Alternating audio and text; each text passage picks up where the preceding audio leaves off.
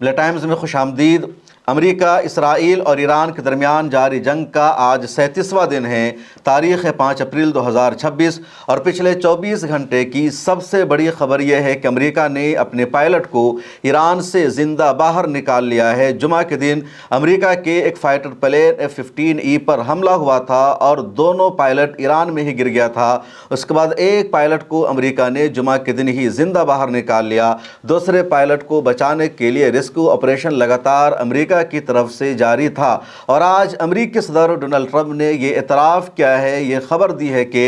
دوسرے امریکی پائلٹ کو بھی ایران سے زندہ نکال لیا گیا ہے۔ وہ زخمی ہے، اس کو چوٹ آئی ہے لیکن وہ صحت مند ہو جائے گا۔ اب آپ کے ذہن میں سب سے بڑا سوال یہی ہوگا کہ ایران کا علاقہ ہے، ایران کی سرزمین ہے اور ایران کی آرمی سے امریکی آرمی کیسے بچ نکلی اور کیسے امریکہ نے اپنے پائلٹ کو، اپنے ایئرمین کو باہر نکال لیا۔ اس ویڈیو میں اس کا تفصیل سے جواب جانیں گے۔ حالانکہ امریکہ کو اپنی آرمی کو، اپنے پائلٹ کو بچانے کے لیے قربانی دینی پڑی ہے۔ امریکی آرمی نے خود ہی اپنے 2 جہازوں کو اور 2 ہیلی کاپٹر کو بھی تباہ کر دیا۔ دراصل ایران کی آرمی نے امریکہ کے ان جہازوں پر حملہ کر دیا تھا اور وہ جہاز استعمال کے قابل نہیں رہا، چنانچہ امریکہ نے اپنے ہی ہاتھوں سے ایران کی سرزمین پر اپنے جہازوں کو تباہ کر دیا اور اس کے بعد امریکی پائلٹ کو امریکی آرمی نکل کر وہاں سے لے جانے میں کامیاب ہو جاتی ہے۔ ایران کی پارلیمنٹ کے اسپیکر ہے محمد باقر قالیباف، انہوں نے اپنے ایکس اکاؤنٹ پر اس تصویر کو شیئر کیا جس میں دیکھا جا رہا ہے کہ امریکی جہاز تباہ شدہ ہے اور انہوں نے لکھا کہ وہ دن ضرور آئے گا جب امریکی خود اپنے تمام جنگی طیاروں کو، تمام فائٹر پلین کو اپنے ہی ہاتھوں سے تباہ و برباد کر دیں گے۔ دراصل یہ جو معاملہ ہے کہ امریکہ نے اپنے پائلٹ کو ایران سے کیسے نکال لیا، کیسے بچا لیا، اس کو ذرا تفصیل سے سمجھیے، اس کے بعد جانیں گے آگے کہ پچھلے 24 گھنٹے کی اور کیا اہم ترین اپڈیٹ ہے۔ جمعہ کے دن یہ حادثہ ہوا اور امریکہ نے اپنے ایک پائلٹ کو تو بچا لیا تھا لیکن دوسرا ایران میں موجود تھا۔ ایران کی آرمی، ایران کی عوام، ایران کی IRGC لگاتار کوشش کر رہی تھی امریکی پائلٹ کو بچانے کی۔ ایران نے $66,000 کا انعام بھی رکھا تھا کہ جو کوئی اسے بچا لے گا اسے $66,000 کا انعام دیا جائے گا۔ خبر آ رہی ہے کہ ایران کا جو پہاڑی علاقہ ہے، جس علاقے میں ایران کی آرمی نہیں رہتی، IRGC کے افراد نہیں ہوتے ہیں، وہاں بھی جو خانہ بدوش ہیں، جو آدیواسی رہتے ہیں، انہوں نے بھی امریکہ کے ہیلی کاپٹر پر حملہ کیا، امریکی ہیلی کاپٹروں کو مار گرانے کی کوشش کی۔ ایرانی عوام نے پوری کوشش کی لیکن کامیابی نہیں مل سکی۔ دراصل CIA کے ایجنٹس ایران میں بھرے پڑے ہیں اور CIA کے ایجنٹوں نے پہلے ہی تلاشی کے دوران اندازہ لگا لیا تھا کہاں امریکی پائلٹ ہے۔ جب CIA کے ایجنٹ کو پتہ لگ گیا کہ امریکی پائلٹ کس پہاڑ میں، کس علاقے میں چھپا ہوا ہے، چنانچہ ان CIA کے ایجنٹوں نے امریکی آرمی کو لوکیشن دی، پوری تفصیلات فراہم کی کہ کہاں پر وہ پائلٹ موجود ہے اور اس کے بعد امریکی آرمی نے ٹھیک اسی جگہ پر ریسکیو آپریشن کو شروع کیا، اپنے جہاز میں بیٹھا لیا امریکی آرمی کو اور امریکہ لے کر اس سے پہنچ گیا۔ CIA نے ادھر یہ کیا کہ پہلے CIA کی طرف سے یہ خبر ریلیز کر دی گئی اور ایران میں افواہ پھیلائی گئی کہ وہ پائلٹ مل گیا ہے، اسے میڈیا میں پیش کر دیا جائے گا، اور جب CIA کی طرف سے ایران میں سوشل میڈیا پر یہ خبر پھیلائی گئی تو ایرانی عوام نے اسے تلاشنا بند کر دیا۔ آرمی کو بھی پتہ نہیں لگ سکا کہ کون سی خبر صحیح ہے اور کون سی خبر غلط ہے، کیونکہ آرمی کے درمیان بھی یہی خبر پھیلتی ہے کہ وہ پائلٹ مل گیا ہے، اب اسے TV چینل پر پیش کیا جائے گا، پھر اسے امریکہ کے حوالے کیا جائے گا، اس کے ساتھ نیگوسیشن ہوگی، بات چیت ہوگی اور ایران اپنی شرطیں امریکہ سے منوائے گا۔ تو CIA نے 2 کام کیا۔ پہلا، اس پائلٹ کی لوکیشن کو تلاش لیا، حالانکہ CIA نے خود اسے جا کر نہیں پکڑا، نہ انہوں نے جا کے خبر خیریت معلوم کی، بلکہ سیدھے امریکہ کو لوکیشن دے دیا کہ یہاں پر یہ امریکی پائلٹ ہے۔ دوسرا کام CIA کے ایجنٹوں نے ایران میں کیا کہ ایک افواہ پھیلا دی گئی کہ وہ مل چکا ہے، اس کی وجہ سے اس کی تلاش میں کمی ہو گئی اور اس کے بعد امریکہ نے اپنے فائٹر پلین کو بھیجا، اپنے جنگی جہازوں کو بھیجا اور اس کو ریسکیو کر لیا۔ امریکی صدر ڈونلڈ ٹرمپ کا یہ اعتراف ہے کہ اب تک کی امریکہ کی آرمی کی تاریخ کا یہ سب سے مہنگا اور خطرناک ریسکیو آپریشن تھا، جہاں اپنے ایک پائلٹ کو بچانے کے لیے، اس کو زندہ نکالنے کے لیے ہمیں اپنے کئی سارے جنگی طیاروں کو بھیجنا پڑا، اپنے جہازوں کو بھیجنا پڑا، ہماری کئی آرمی اس میں زخمی ہو گئی، لیکن فائنلی ہم اس آپریشن میں کامیاب ہو گئے۔ میڈیا میں یہ بھی لکھا جا رہا ہے کہ ایسا پہلا موقع ہے جب آپ کے دشمن کی سرزمین ہو اور آسمانوں پر آپ کا کنٹرول بھی نہ ہو، آسمان پر آپ کے فائٹر پلین کو ہی مار گرایا گیا ہو، اور وہاں جا کر آپ اپنے کسی پائلٹ کو یا آپ اپنے WSHO کو باہر نکال لیتے ہیں، یہ آپ کی بڑی کامیابی ہے۔ یہ جو پائلٹ تھا جو ایران میں گر گیا تھا، یہ ویپن سسٹم آفیسر تھا جس کو WSHO کہا جاتا ہے، امریکہ کے لیے بہت زیادہ اہم تھا۔ اگر یہ ایران کو مل جاتا تو ایران سیدھے امریکہ کو گھٹنے ٹیکنے پر مجبور کر دیتا، لیکن ایران اس موقع کو حاصل نہیں کر سکا۔ امریکہ نے جب ریسکیو آپریشن کے دوران جہازوں کا استعمال کیا تو امریکہ کا ایک جہاز ہے UC-130، اس پر ایران نے حملہ کیا اور ایران نے حملہ کر کے امریکہ کے اس جہاز کو تباہ کر دیا۔ اس کے علاوہ امریکہ کے کئی ڈرون کو، جو MQ-9 امریکی ڈرون ہیں، جو جاسوسی کے لیے بہت اہم مانا جاتا ہے، حملہ کے لیے اہم مانا جاتا ہے، اور ایک طرح کا یہ چھوٹا فائٹر پلین ہوتا ہے، اس میں سے کئی کو ایران کی آرمی نے مار گرایا۔ اس کے بعد 2 اور امریکہ کا جہاز تھا جس کو CH-130 کہا جاتا ہے، ان 2 پر بھی IRGC نے اور ایران کی فوج نے حملہ کیا، اور اس کے بعد وہ دونوں جہاز اڑنے کے قابل نہیں تھے، چنانچہ امریکی آرمی نے خود ہی ان دونوں جہازوں کو اصفہان کے ایئرپورٹ پر تباہ کر دیا، اور تباہ کرنے کے بعد بقیہ جہازوں کے ساتھ امریکی آرمی وہاں سے نکل جاتی ہے۔ اب تباہ کرنے کی وجہ کیا ہے، بنیادی سبب کیا ہے، فی الحال یہ انون ریزن ہے، وجہ سامنے نہیں آئی ہے۔ جو ڈیفنس ایکسپرٹ ہے ان کا ماننا یہ ہے کہ ہو سکتا تھا، امریکہ کو یہ لگ سکتا تھا کہ اگر اس جہاز کو یوں ہی چھوڑ دیا جائے، یہ ڈیمیج ہے، اڑنے کے قابل نہیں ہے، تو ایران اس جہاز کی ٹیکنالوجی کو حاصل کر سکتا ہے، اس سے وہ سبق لے سکتا ہے،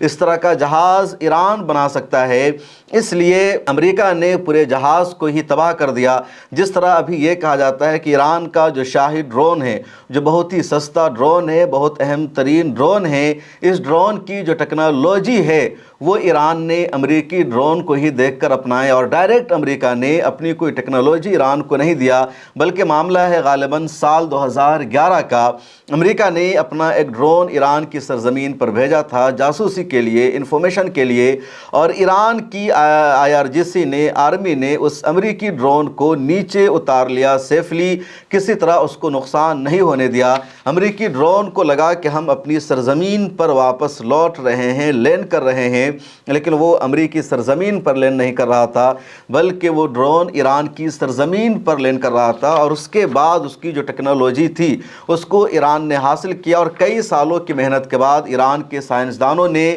شاہد ڈرون اسی بیس پر بنا دیا، اور اس وقت ایران کے شاہد ڈرون کی جو چرچا ہے پوری دنیا میں ہو رہی ہے۔ بہرحال امریکہ نے اس آپریشن کو مشکل قرار دے دیا، لیکن اس نے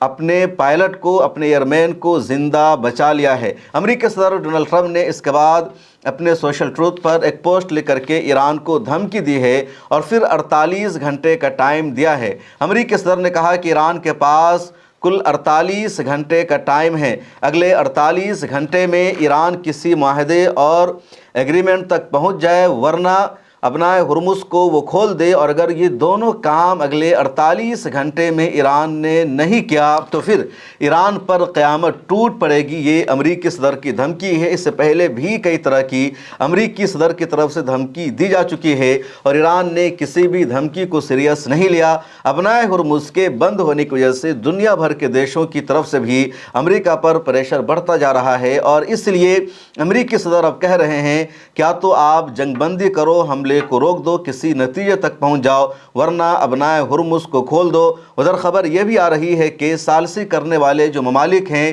ان کی طرف سے کوششیں جاری ہے، ایک مرتبہ پھر فون پر بات چیت کی ہے ترکی، پاکستان اور ایجپٹ کے فورن منسٹرز نے ایران کے فورن منسٹر عباس عراقچی سے اور امریکی صدر ٹرمپ کے ایلچی اسٹو وٹکوف سے اور دونوں طرف کا جو میسج ہے، پیغام ہے، وہ پہنچایا گیا ہے سیز فائر کے لیے، جنگ بندی کے لیے، لیکن کوئی گڈ نیوز ابھی تک سامنے نہیں آ سکی ہے۔ ایک اور خبر ہے، اور خبر یہ ہے کہ اسرائیل نے ایران کے پیٹرو کیمیکل پر حملہ کر دیا، اور اسرائیل نے ایران کے پیٹرو کیمیکل پر حملہ کر کے ایران کو بہت زیادہ نقصان پہنچایا ہے۔ جو آپریشن تھا اس پیٹرو کیمیکل کا، وہ فی الحال سسپینڈ ہو گیا ہے۔ 175 سے زیادہ افراد یہاں پر شدید زخمی ہو گئے ہیں، 5 کی شہادت کی خبر سامنے آ رہی ہے۔ اور اس کے بعد ایران نے بھی جوابی حملہ شروع کیا، لیکن ایران نے جوابی حملہ کرتے ہوئے کویت کے پیٹرو کیمیکل پر حملہ کیا اور پورے کو تباہ کر دیا ہے۔ الگ الگ جگہوں پر وہاں آگ لگ گئی ہے۔ کویت کا جو پیٹرو کیمیکل سینٹر تھا اور وہاں کی جو سب سے بڑی پیٹرولیم کی کمپنی ہے،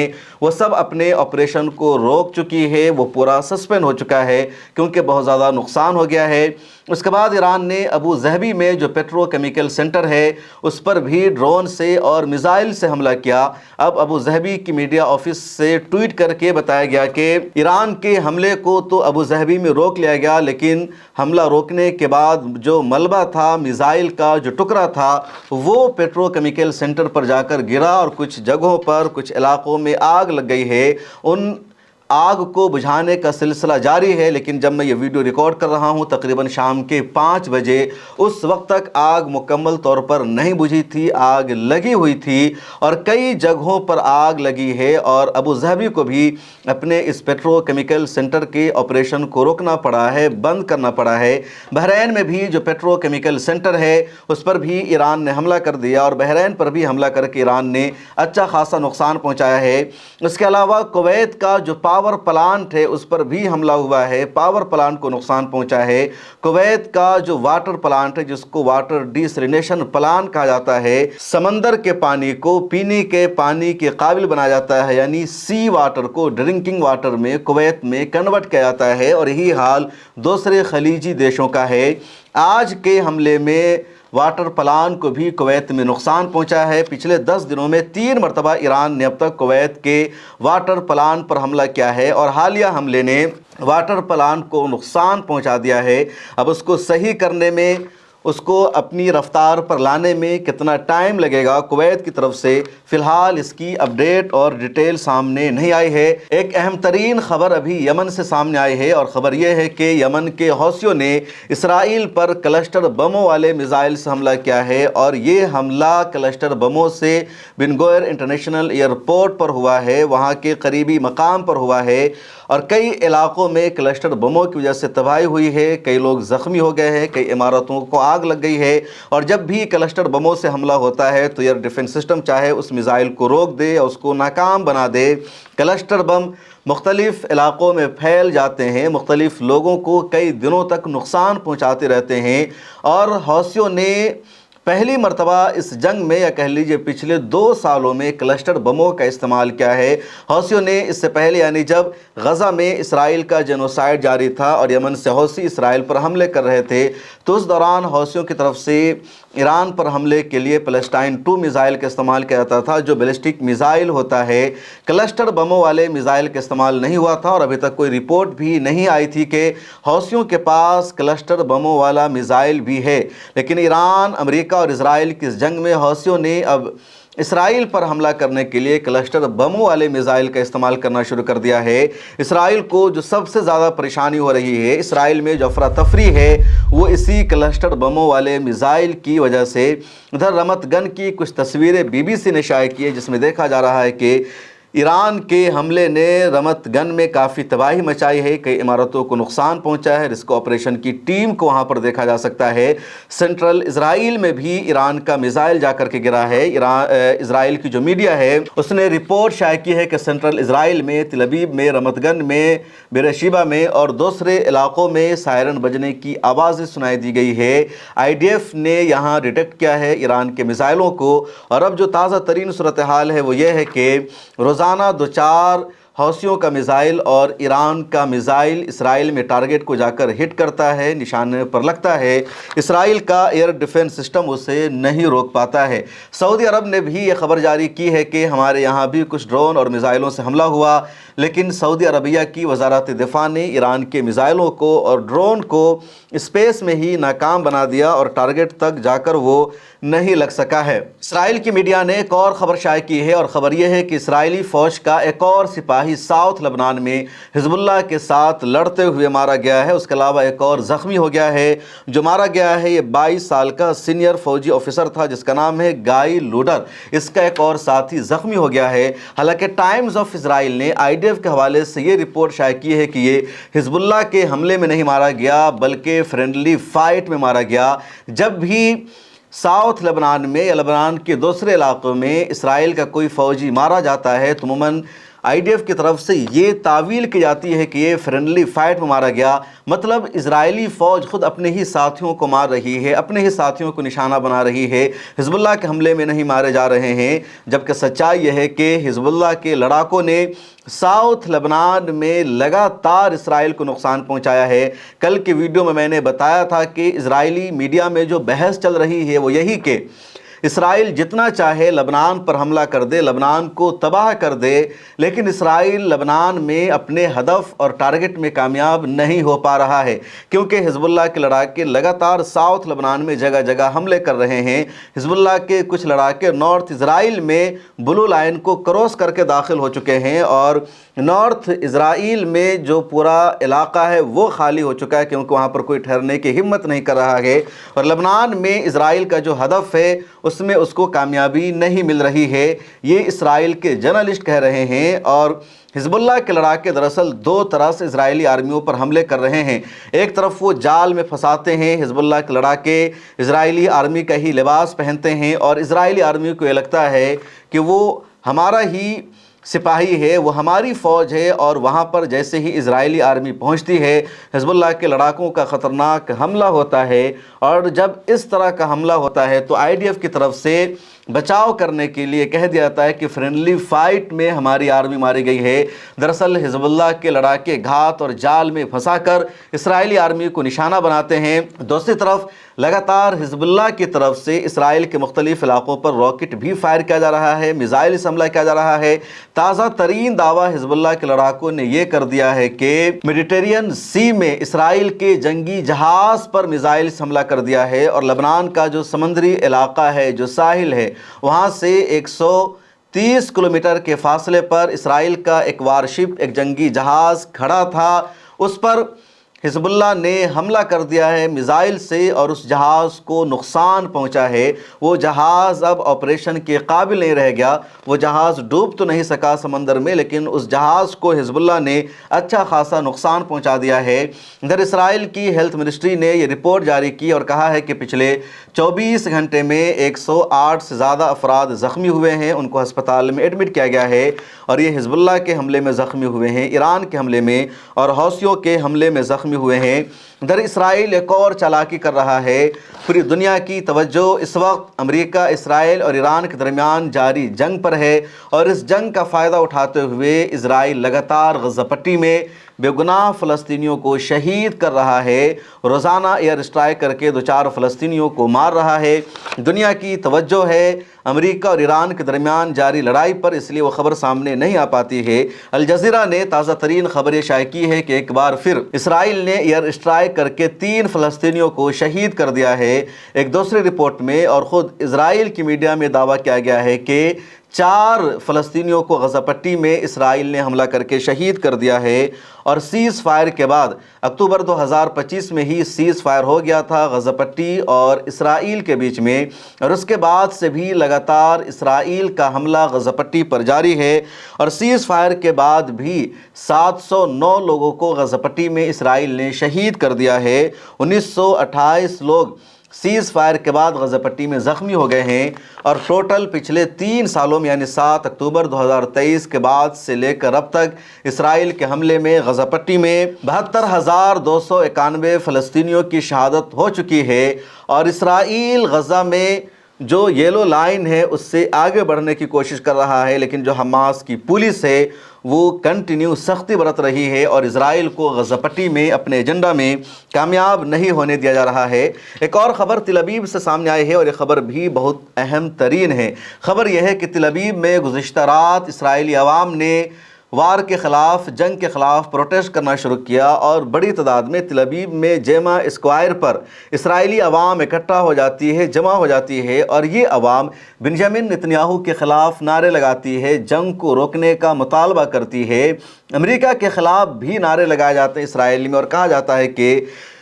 ایران کے حملے کی وجہ سے، حزب اللہ کے حملے کی وجہ سے اسرائیلی عوام ایک منٹ کے لیے، ایک پل کے لیے سو نہیں پاتی ہے، کنٹینیو سائرن بجتا ہے، پورے ملک میں افراتفری ہے، ہمیں مزید جنگ نہیں چاہیے، ایران سے جو خطرہ پیدا ہوا ہے اس کے لیے اسرائیل ذمہ دار ہے۔ اور جیسے ہی عوام جیما اسکوائر پر اکٹھا ہونے لگتی ہے، پروٹیسٹ بڑھنے لگتا ہے، اسرائیل کی پولیس لاٹھی چارج کرتی ہے، آنسو گیس کے گولے داغتی ہے، پروٹیسٹر پر حملے کر دیتی ہے اور طاقت کے زور پر حملہ کر کے پروٹیسٹر کو، مظاہرین کو وہاں سے ہٹنے پر مجبور کر دیا جاتا ہے۔ اب یہ معاملہ آگے بڑھ جاتا ہے اور جب پولیس پر سوال اٹھتا ہے کہ پولیس نے پروٹیسٹرز کو مارا ہے، سویلین پر حملہ کیا ہے، تو پولیس کہتی ہے کہ ہم نے اسرائیل کی آرمی کے کہنے پر کیا تھا، اسرائیلی آرمی نے ہمیں کہا تھا یہ جو پروٹیسٹ ہو رہا ہے، احتجاج ہو رہا ہے، اس احتجاج کو فوراً ختم کرو، طاقت کا استعمال کرو اور ہر حال میں یہ احتجاج ختم ہو جانا چاہیے۔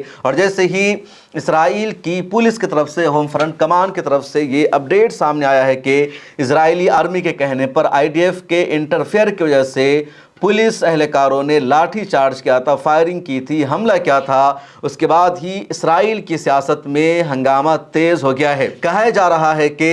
پولیس کو آدیش دینا حکومت کی ذمہ داری ہے، نہ کہ آرمی کی۔ آرمی نے کیسے پولیس کو انٹرفیئر کرنے کے لیے کہا، پولیس کو حملہ کرنے کے لیے کہا؟ کیا اسرائیل کو وہاں کی آرمی چلا رہی ہے؟ اسرائیل کا کنٹرول بنجامن نتنیاہو کے ہاتھوں میں، حکومت کے ہاتھوں میں نہیں رہ گیا ہے بلکہ آئی ڈی ایف کے ہاتھوں میں رہ گیا ہے۔ اور جو الزام اب تک ویسٹرن میڈیا کی طرف سے، اسرائیل کی طرف سے ایران پر لگ رہا ہے کہ ایران میں پورا کا پورا کنٹرول آئی آر جی سی کے ہاتھوں میں ہے، پاسداران انقلاب کے ہاتھوں میں ہے، وہاں کی حکومت کے ہاتھوں میں نہیں ہے، وہاں کے صدر کا کچھ بھی نہیں چل رہا ہے، فورن منسٹر کے پاس کوئی رائٹ اور اختیار نہیں بچا بلکہ مکمل رائٹ اور اختیار آئی آر جی سی کے ہاتھوں میں ہے، اور آئی آر جی سی جو چاہ رہی ہے وہی ایران میں ہو رہا ہے۔ یہ اسرائیل کی میڈیا کا، ویسٹرن میڈیا کا پیروپیگنڈا ہے، لیکن ٹھیک وہی کہانی اب اسرائیل سے سامنے آ رہی ہے، جہاں کہا جا رہا ہے کہ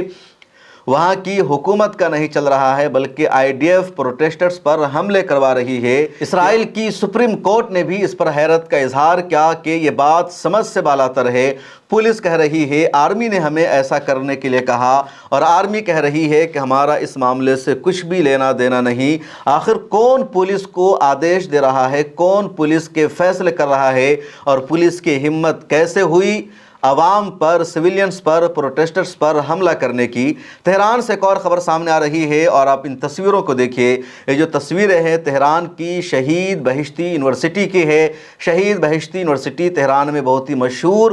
تعلیم گاہ ہے اور اسرائیل نے اس یونیورسٹی پر حملہ کر دیا ہے۔ اس سے پہلے 300 سے زیادہ اسکول پر آلریڈی اسرائیل اور امریکہ کی طرف سے حملہ ہو چکا ہے، اور اب تہران کی شہید بہشتی یونیورسٹی پر حملہ کر کے اس کو تباہ کر دیا گیا ہے، ملبہ میں تبدیل کر دیا گیا ہے۔ اس کے مختلف کالجز زمیں بوس ہو گئے ہیں، بہت سارے ٹیچرز اور اسٹوڈنٹ کی شہادت ہو گئی ہے۔ اس سے پہلے تہران کی جو سائنس اینڈ ٹیکنالوجی یونیورسٹی ہے اس پر بھی اسرائیل نے حملہ کیا تھا اور اس یونیورسٹی کو تباہ کر دیا تھا۔ اب ایک اور یونیورسٹی کو اسرائیل نے حملہ کر کے تباہ کر دیا، اور یہ سیدھی سیدھی دہشت گردی ہے، بربریت ہے، جنگ کے اصول کے خلاف ہے۔ دنیا کی ایسی کوئی جنگ نہیں جس میں کسی بھی یونیورسٹی پر، اسکول پر، تعلیم گاہ پر حملہ کرنے کی اجازت دی گئی ہو، لیکن اسرائیل اور امریکہ نے تمام لمٹ کو کروس کر رکھا ہے۔ اور آئیے اب جانتے ہیں جو سب سے اہم ترین خبر ہے۔ خبر یہ ہے کہ امریکی حکومت نے ایران کے سابق کمانڈر اور اہم ترین فوجی رہنما